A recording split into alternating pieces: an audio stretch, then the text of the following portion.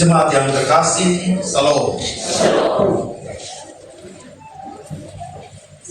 Advent yang ketiga dalam tradisi gereja Protestan disebut Minggu Sukacita atau Gaudete. Sebuah momen dalam penantian yang serius. Tuhan menghadirkan secerca kegembiraan surgawi ke dalam hidup kita.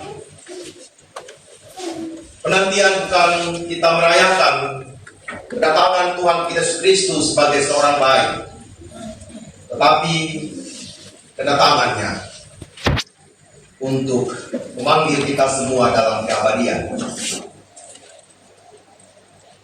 Banyak dari kita datang dengan segala pergumulan, baik itu tentang keluarga, tentang pekerjaan, kesehatan, dan masa depan.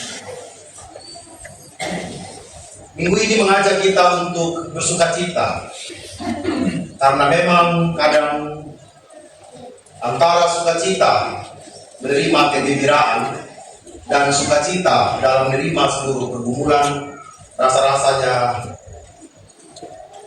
tidak mampu kita lakukan begitu dengan sempurna.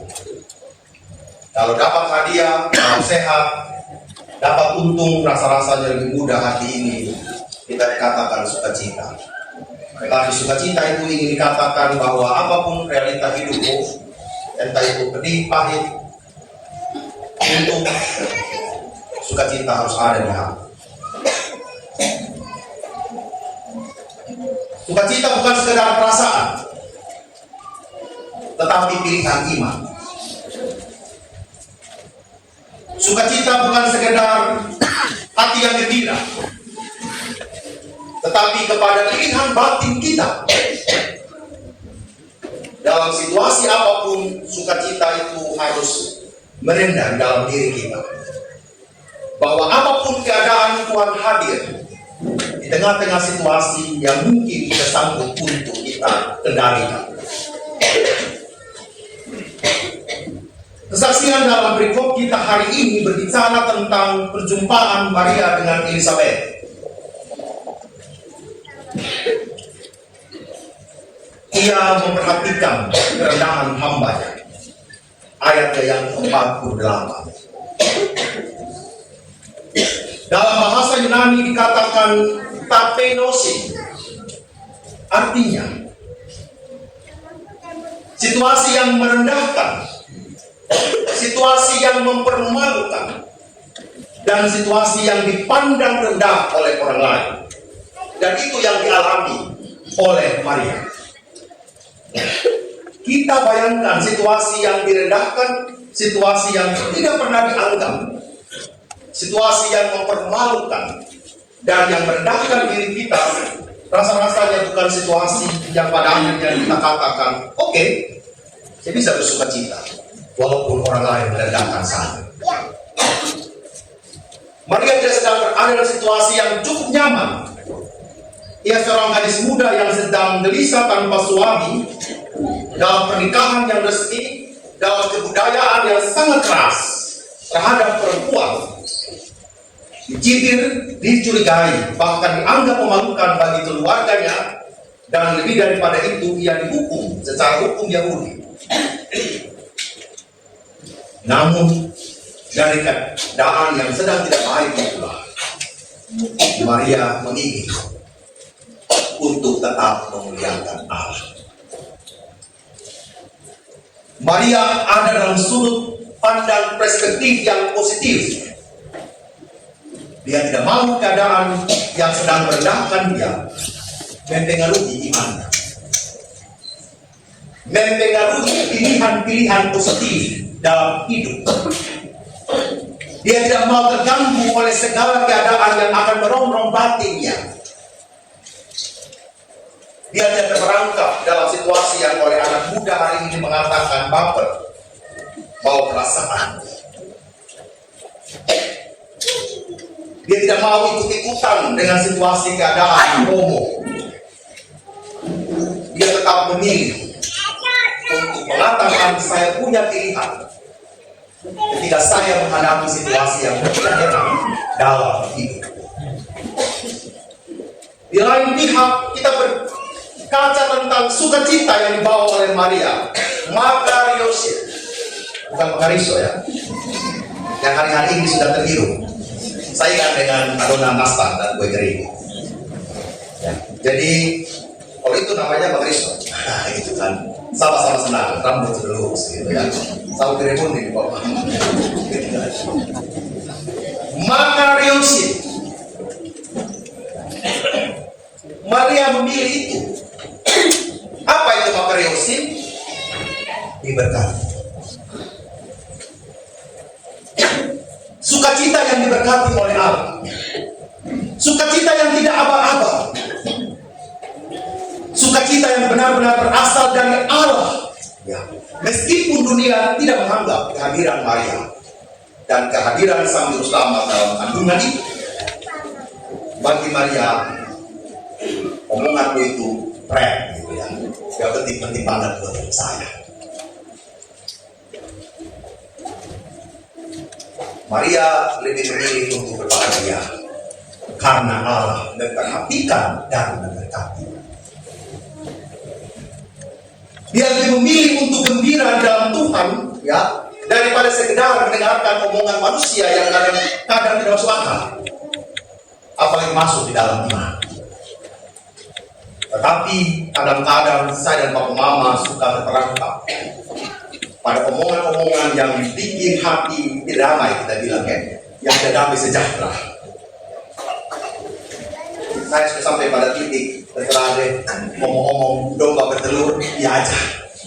Ya, ya, saya nggak mau debat-debat lagi, kan?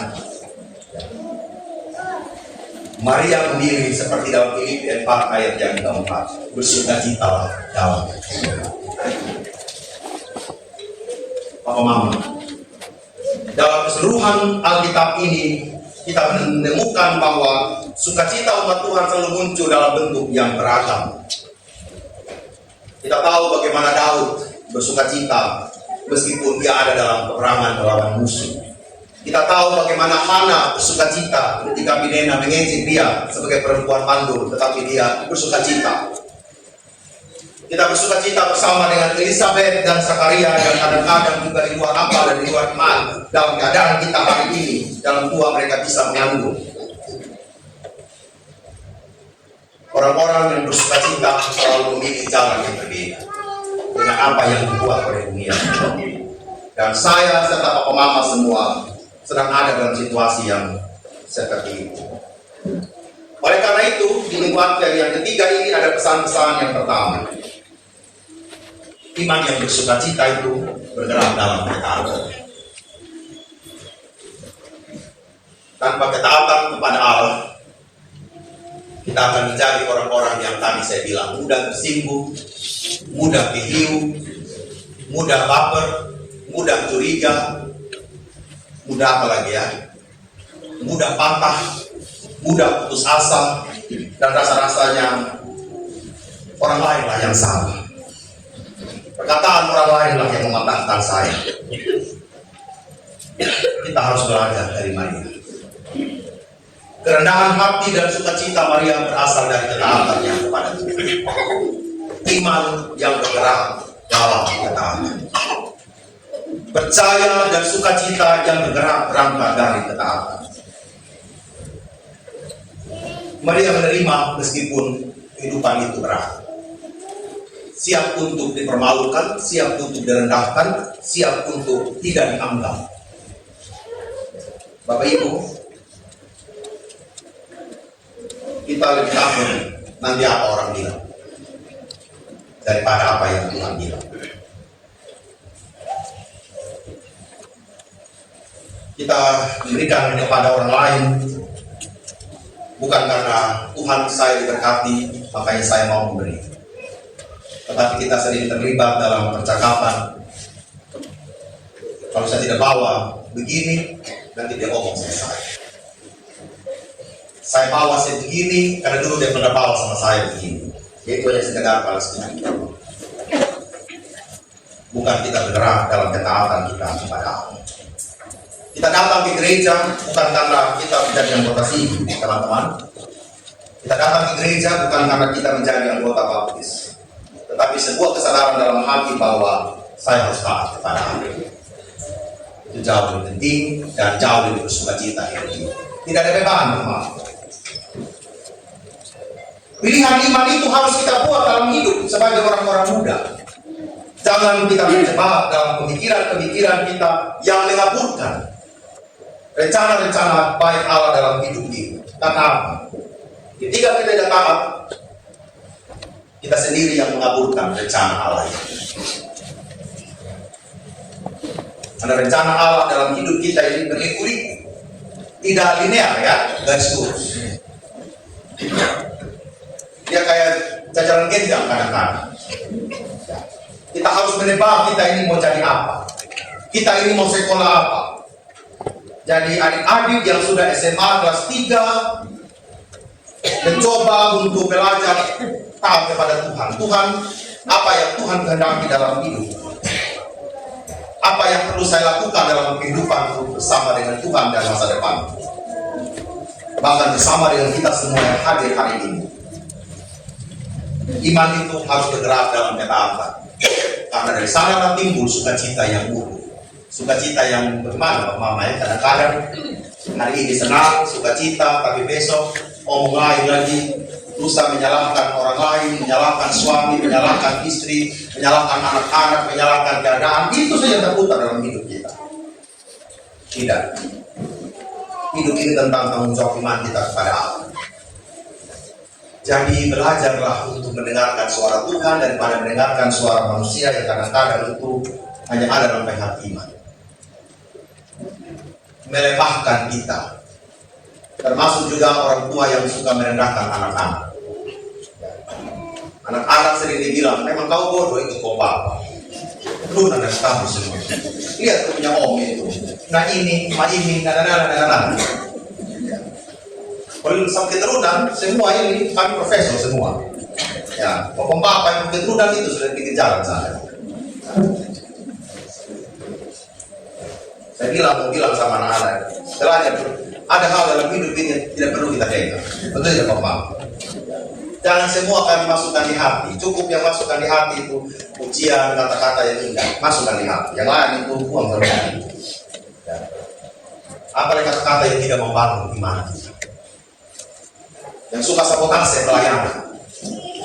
Percuma kau pergi konser, sama saja kau hidup, tetap juga sengsara. Percuma kau pergi konser ya, sama cukup ada yang terjadi apa-apa. Itu bahasa-bahasa yang begitu, Pak Mama ngomong memang di depannya dia dipatahkan dalam nama Tuhan Yesus. Jangan ada kata-kata yang begitu dalam seluruh pelayanan. Tidak ada satu manusia yang pegang nasib manusia yang lain. Betul? Tuhan yang pegang sama saya dan Pak Mama. Jadi hati ini tertuju sentuhan. Jangan tertuju kepada perkataan manusia yang akhirnya menggagalkan rencana Tuhan itu sendiri. Maria tidak. Dia berjalan. Saya tahu resikonya banyak kata Maria, tetapi hatiku hanya terpaut kepada Allah. Hal yang kedua,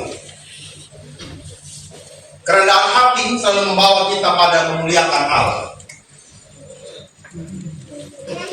Ketika Maria menyapa Elizabeth, bayi dalam kandungan Elizabeth melonjak di gerhana. Elizabeth pun dipenuhi Roh Kudus dan memuji Maria karena imannya. Sukacita itu bukan karena situasi yang mudah, tetapi karena kehadiran Tuhan yang nyata di tengah mereka. Termasuk kerendahan hati untuk menerima kehendak Allah. Bapak Mama, hanya orang-orang yang rendah hati yang menyediakan hidupnya untuk berkumpul bersama dengan Allah. Kalau orang yang sombong dalam hidup, dia akan mengatakan, saya punya masalah hari ini karena saya punya suami, tanggal saya punya suami, tanggal saya punya istri, tanggal saya punya anak. Dia tidak mau dituntut oleh Tuhan. Penderitaan pergumulan yang kita alami Bapak Mama seharusnya membuat kita lebih rendah hati di hadapan Allah. Jabatan yang kita terima, berkat yang kita terima seharusnya membuat kita lebih rendah hati di hadapan Allah. Benar-benar hanya karena anugerah Allah. Apa yang kita terima, termasuk keselamatan. termasuk berkat Tuhan yang kita terima tiap hari. Jadi belajarlah untuk jangan menyombongkan diri sedikit pun dalam hidup. Izinkan Allah berkuasa penuh bahwa mau. Itu menjadi enak. Jadi enak. Seperti kita membentuk kawat-kawat itu mama ya. Kalau kita itu keras dia itu besi-besi itu dia lawan itu alat, kira-kira apa yang terjadi? Bisa celaka. Orang yang molas itu mama ya. Orang yang molas kalau itu besi tidak mau ikut dari apa yang mau utangnya akan menjadi sasaran. Jadi kalau Allah bentuk sama kita mama pasti terserah. Tuhan, saya siap dibentuk oleh. Maria katakan, saya siap Tuhan dibentuk olehmu. Kalau memang rahim saya tempat berdiam yang juru selamat, saya siap Tuhan. Meskipun jalannya itu tidak mudah. Harus ada kesiapan. Yang terakhir, Allah setia dan membela yang mereka. Allah adalah Allah yang setia, yang berpihak pada mereka yang bersandar kepadanya. Jikalau hari ini saya dan papa mama merasa direndahkan oleh keadaan, tidak dianggap di pekerjaan, di dunia kerja, tidak dianggap di dalam keluarga, tidak dianggap di mana-mana,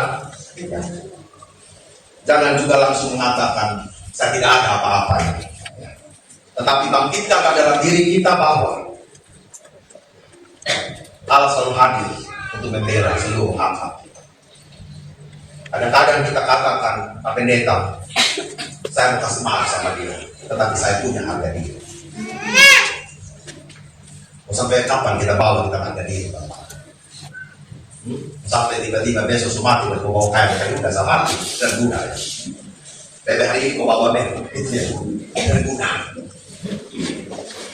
Kita mengatakan sampai mati Pak Pendeta saya tidak kasih maaf. Saya sama suami punya harga diri. Jadi kita mengambil apa yang menjadi milik Tuhan. Betul Pak Mama ya? Jadi belajarlah untuk tidak mengambil apa yang menjadi bagian dari Tuhan dalam hidup kita. Pakai prinsip orang mau ngomong kitab nama sampai bagusa dia omong. Saya tidak akan masukkan di hati saya. Orang mau kasih jelek sama saya, terserah. Tidak peduli. Saya mau bahagia dan bersuka cita. Itu pilihan ini. Kalau banyak yang kita pikir, Pak Mama, jangan pikir yang akan jual. Yang huru-hara, yang tidak jelas, yang nyaut, jangan masukkan di roh. Masukkan saja apa yang Tuhan bilang. Rasa-rasanya hidup itu jauh lebih menggembirakan. Dan orang yang bawa sukacita itu Bapak Mama dia juga akan membawa sukacita pada orang lain. Sebaliknya orang yang membawa kepahitan dalam hidup dia juga akan menghadirkan kepahitan dari orang lain kepada orang lain. Betul toh? Sangat sekali, bosok adik, bukan bergaul dengan dia. Itu siapa kok ikut dia? Itu orang yang bawa kepahitan. Dia ajak orang lain pusat orang. Karena apa? Yang dibawa itu kepahitan. Bukan sukacita. Tapi kalau orang yang membawa sukacita bahasanya beda. Ya, betul, dia kita punya musuh. Kita berdoa untuk dia. Itu dulu baru orang yang bersukacita. Selamat merayakan Advent Pak Mama. Semoga kita tidak hanya menata, toples-toples isi kue. Kita bersihkan kita rumah, rumah Kristen bagus saling. Rendang-rendangnya sudah indah semua. Itu kan ya. Paling utama itu rendang kita punya hati. Bersihkan yang tidak bagus itu dibuang. Jangan hanya rumah bersih tapi hati kotor. Kuenya lesat tapi kata-kata kita sepahit dari ini. Ya kan? Jadi kalau mau bahagia sih Pak Mama ya. Jangan isi dengan hal yang tidak berguna. Itu yang membuat kita sebentar itu uring-uringan sendiri. Ya. Selamat bersukacita di Minggu Gaudete ini. Kiranya Tuhan menolong saya dan bersama. Amin.